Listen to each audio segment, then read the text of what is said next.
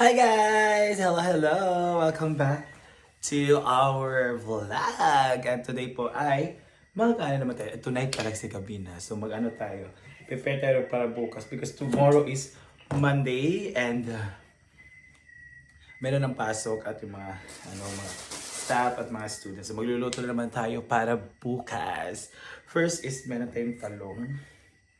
Ganun yung talong guys. Ayan na siya. So, kailangan natin itong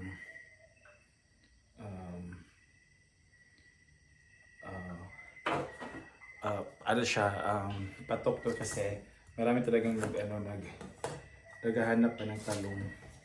So, kita nyo naman kung paano siya, binoboil ko lang siya, tapos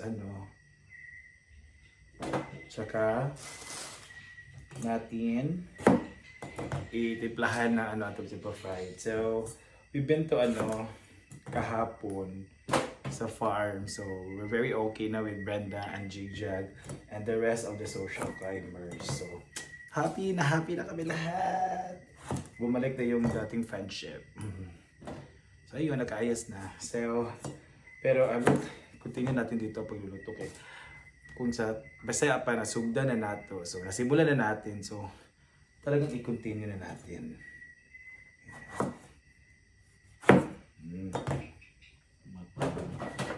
So that's 10 pesos each.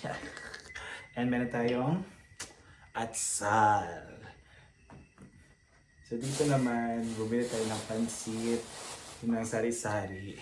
Tapos, pa-deliver ako ng pako and nangka. So magkaroon tayo ng nangkang ginataan bukas, adobong pako, adobong sari-sari, pansit at talong. So meron tayong egg, nalimutan ko na magbili ng ketchup. So hindi na tayo bumili ng chicken kasi wala tayong ref kasi yung may-ari ng ref na sa baba, lock yung bahay nila. Nag-fiesta doon sa Taguluan. So bukas ba sa uwi? So madaot ang baka masira yung manok kaya hindi na tayo magmanok muna. Good morning! Today is 4 a.m. and I'm gonna start cooking na.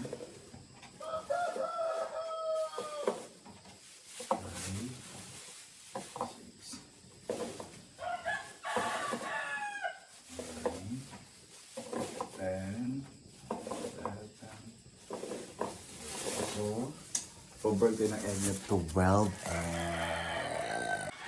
Hey guys, I'm making this para sa ating talong. Kasi dito siya dito before frying. So, na natin siya pinakuluan ba. Tsaka natin siya i-tip dito. Pinimplado na to siya. We have flour, may baking powder, and then asin, yun naman asin, tapos MSG, and pepper. Bango. And, diba? Ang sarap ng wala. Ang bango. It's our nangka day today.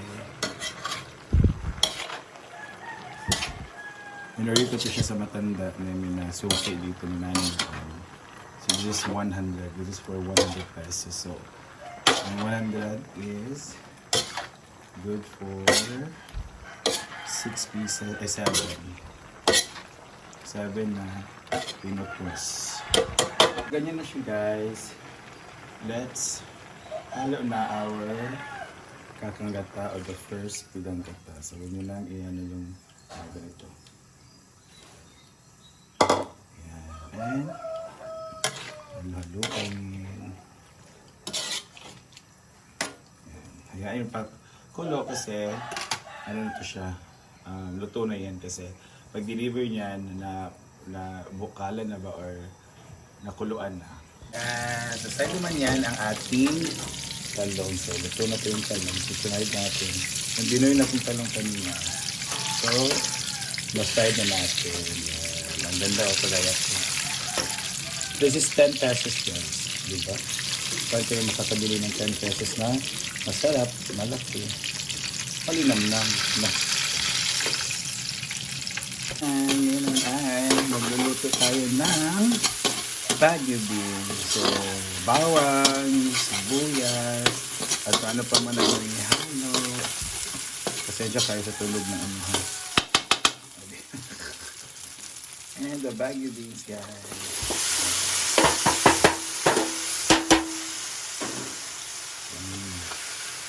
Halo na yan. Baguio beans. This is 15 pesos per serve. Baguio beans siya. Dito naman na tay-tay. Dito talaga ang ano na buhay natin, guys. Kailangan natin din na ng tama. And pagsabayin ang dalawa. So after nyan ay ang ating sari-sari.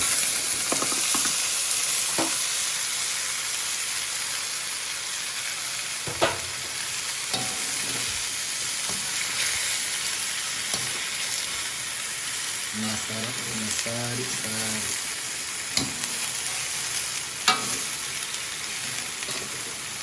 Ayun guys, this is for our pancit. So meron na yung toyo, tubig, yan yung ano, at sal, bawang, sibuyas. So depende na kung ano ang isasahog na. And of course, ang pancit. Wala tayong gulay. Dahil ayaw nila ng gulay. Hindi, mas masarap tong pancit na pure lang. Para din iwas, ano ba, madaling madaling mapanis kapag maraming gulay. Like, especially cabbage. Napaka-black ng black pepper na nabili natin.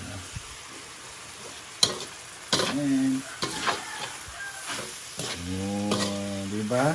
Ang sarap tingnan ng pancit na ganito lang. Oops. Sarap.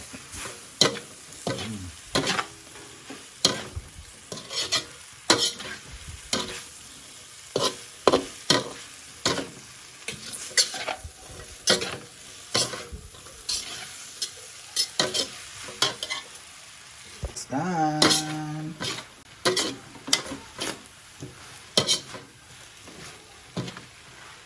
And we are ready. So nagkamukha siya kasi mainit. So again, nandito na ang ating special na egg. This is sarsang egg. So pwede siyang egg with sabaw, guys. Alam nyo naman. It's ketchup po na parang siyang barbecue style. Pero masabaw lang siya. We also have baguio beans. Yan. And langka. Talong na fry. Try ko. Meron din tayong sari-sari and special pancit. So, anim muna tayo na putahe kayo Monday. Dapat maubos to ko hindi.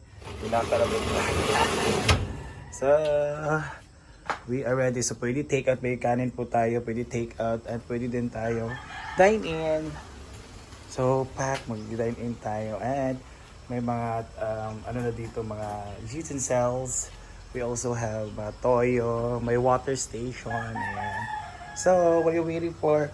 Visit now Kate Hera Eating Range. Ayan.